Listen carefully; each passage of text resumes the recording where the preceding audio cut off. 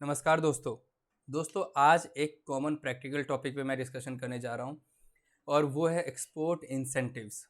अब ये ऐसा इसलिए क्योंकि मैं ऑलरेडी इस पे एक वीडियो बना चुका हूँ एक्सपोर्ट इंसेंटिव के बारे में, लेकिन कहीं ना कहीं लगता है कुछ ना कुछ चीज़ें वहाँ छूट गई थी, वहाँ रह गई थी, क्योंकि मैंने उस वीडियो में IDPMS EDPMS के बारे में बताने की कोशिश की थी और साथ में मैंने एक्सपोर्ट इंसेंटिव को भी कवर किया था, जिसमें मैंने ये बताने की कोशिश की थी कि भाई पेमेंट रियलाइजेशन कराने के बाद आपको BRC मिलती है, लेकिन अब जो कुछ एक्सपोर्ट इंसेंटिव स्कीम्स आए हैं उसके लिए क्या है कि आप शिपमेंट करते ही आप अपने जो इंसेंटिव है लाइसेंस के फॉर्म में वो क्लेम कर सकते हो। लेकिन उस पर एक दोस्त की क्वेरी है, उसका मैं जवाब देना चाहता हूँ और वो ये है, मैंने उनसे प्रॉमिस किया था कि मैं एक वीडियो बनाऊंगा जिसमें कंप्लीट जो एक्सपोर्ट इंसेंटिव्स है मैं उसको कवर करूंगा। यहाँ इन्होंने कवर किए, एक क्वेश्चन किया इन्होंने, पेमेंट रियलाइजेशन के बाद ही तो गवर्नमेंट इंसेंटिव देगी, DEPB, क्या गवर्नमेंट पहले ही इंसेंटिव दे देती है एक्सपोर्टर्स को?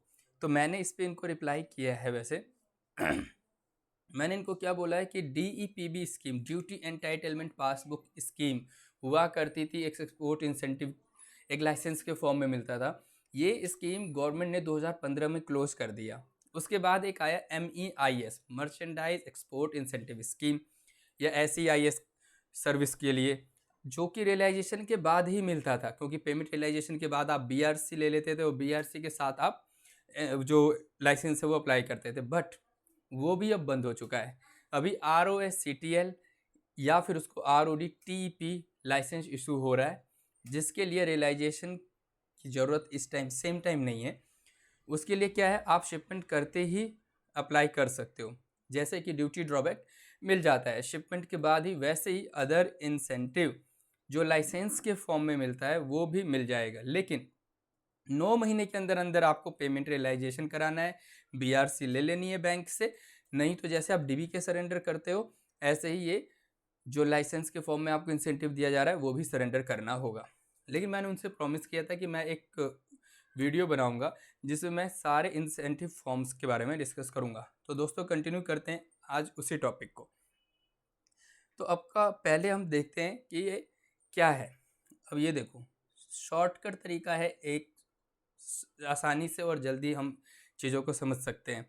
तो 3 पार्ट में डिवाइड किया गया। पहला है एक्सपोर्ट प्रमोशन स्कीम्स, मतलब वो स्कीम जिससे एक्सपोर्ट को प्रमोशन मिले, वो है पहला क्या, RODTEP। RODTEP में सेंट्रल, स्टेट और जितने भी लोकल टैक्सेस और ड्यूटीज आप देते हो उसकी रिम्बर्समेंट आपको मिल जाती है। ये बिल्कुल लेटेस्ट वन है RODTEP। दूसरा SEIS, ये सर्विस वालों के लिए, जिसमें हम सर्विस के एक्सपोर्ट को प्रमोट करना चाहते हैं। तीसरा MEIS, ये उनके लिए था जो पहले कर रहे थे एक्सपोर्ट, जो मर्चेंडाइज एक्सपोर्ट करते थे या नॉर्मल एक्सपोर्टर भी होते थे अदर देन सर्विस। तो अब उसी को रिप्लेस करके आ गया है क्या, RODTEP। फिर है एक EPCG, एक्सपोर्ट प्रमोशन के लिए है ये, कैपिटल गुड्स के लिए। आप EPCG लाइसेंस ले लेते हो तो आप कैपिटल गुड्स को ला सकते हो, उस पर कस्टम ड्यूटी देने की जरूरत नहीं है। तो इस पर क्या, जीरो ड्यूटी इंपोर्ट और domestic procurement of capital goods procure करो, मशीनरी परचेज करो, लेकिन अगर आपके पास EPCG लाइसेंस है तो आपको उस पर कस्टम ड्यूटी देने की जरूरत नहीं है। तो ये 4 तरीके, RODTEP, SEIS, MEIS और EPCG। EPCG अभी भी है, SEIS तो सर्विस वालों के लिए अब अभी भी, MEIS की जगह अब रिप्लेस हो गया RODTEP। अब चलते हैं ड्यूटी एग्जेम्पशन और रेमिशन स्कीम। EPCG भी एक तरीके से ड्यूटी रेमिशन का ही पार्ट है।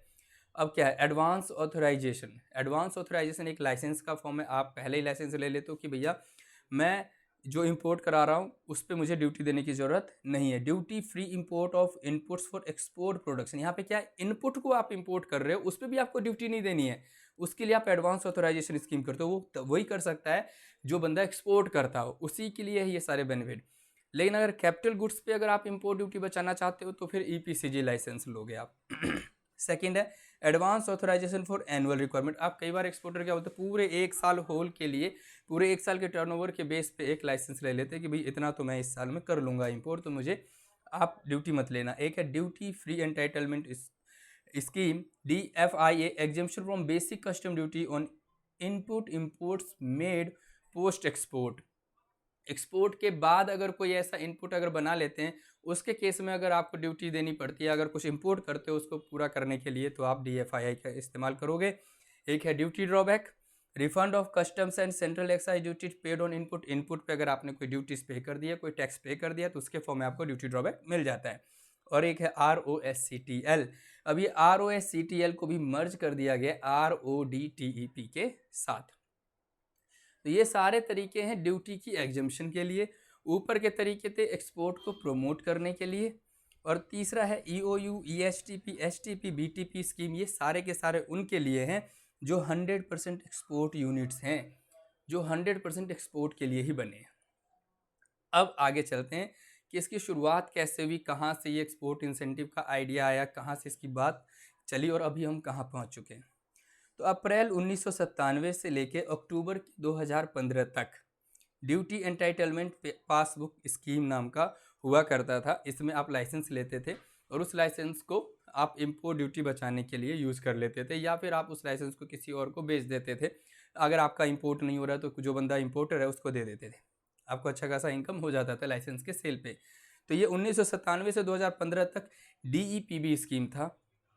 फिर अप्रैल 2009 में, और वो भी मार्च 2015 तक, 9 से 2015 तक एक आया फोकस प्रोडक्ट स्कीम। आज भी कई लोग इंडस्ट्री में फोकस लाइसेंस बोलते आ रहे हैं, जबकि वो 2015 में ख़त्म हो चुका है। तो फोकस, कई लोग MEIS को फोकस बोल देते हैं, ठीक है ना। कई लोग लाइसेंस का जनरली मतलब ही फोकस बोलते रहते हैं। तो वो focus product scheme, focus market scheme, market linked focus product scheme, agri infrastructure incentive scheme, विशेष कृषि ग्रामीण और उपज योजना, ये सारे के सारे 2009 से लेकर 2000 मार्च के 2015 तक चल रहे थे। अब आ जाते हैं हम 2015 में। अप्रैल 2015 ऑनवर्ड्स, 2015 के अप्रैल के बाद EPCG स्कीम आया।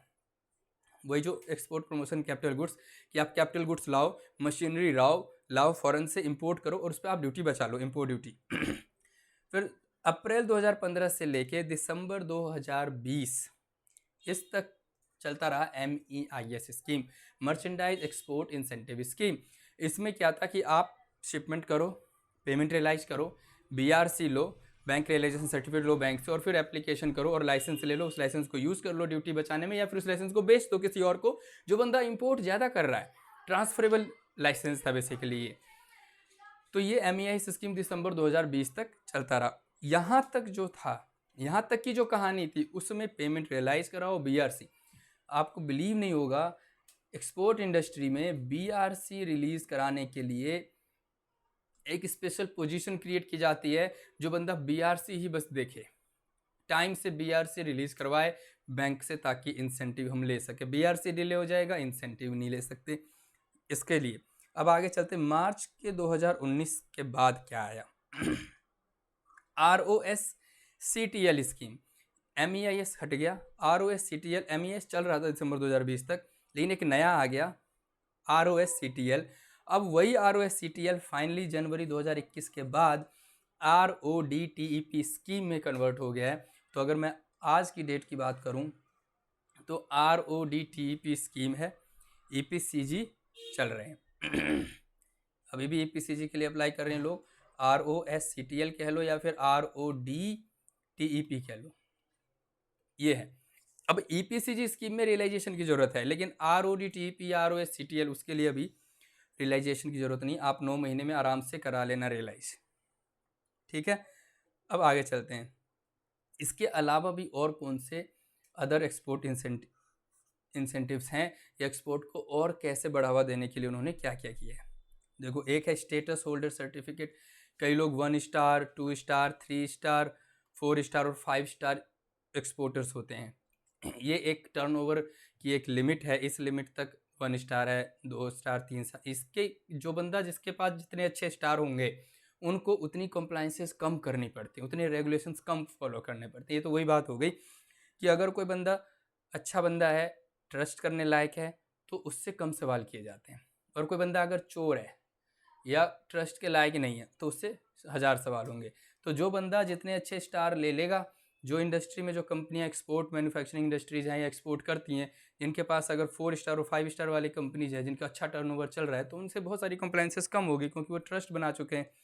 फिर है टाउन्स ऑफ एक्सीलेंस की, भाई ऐसे नगरों की स्थापना हो रही है जहाँ पे अच्छे से उनको सुविधा दी जाए। गोल्ड कार्ड है कि गोल्ड कार्ड के अगेंस्ट आपको पैसा मिल जाएगा। निर्विक स्कीम है, इसमें इंश्योरेंस कवरेज मिल जाती है। और प्रोडक्ट लिंक्ड इंसेंटिव है। अब ये सब क्या है, जीएसटी बेनिफिट के लिए, मार्केट एक्सेस इनिशिएटिव के लिए, डीम्ड एक्सपोर्ट बेनिफिट स्कीम है, इंटरेस्ट इक्वलाइजेशन स्कीम है, ट्रांसफर मार्केटिंग असिस्टेंस के लिए। तो ये एक छोटा सा ओवरव्यू मैंने देने की कोशिश की है कि आप समझ लो कि ये एक्सपोर्ट लाइसेंस के फॉर्म में कैसे इंसेंटिव्स दिए जा रहे हैं एक्सपोर्टर्स के लिए, ताकि अगर आप इस इंडस्ट्री में हो तो आपको पता होना चाहिए कि अगर मैं लाइसेंस के अप्लाई के केस में या लाइसेंस के लिए अगर मैं काम करना चाहता हूँ, अपना करियर बनाना चाहता हूँ, तो मैं कौन कौन सी चीज़ के बारे में समझूंगा।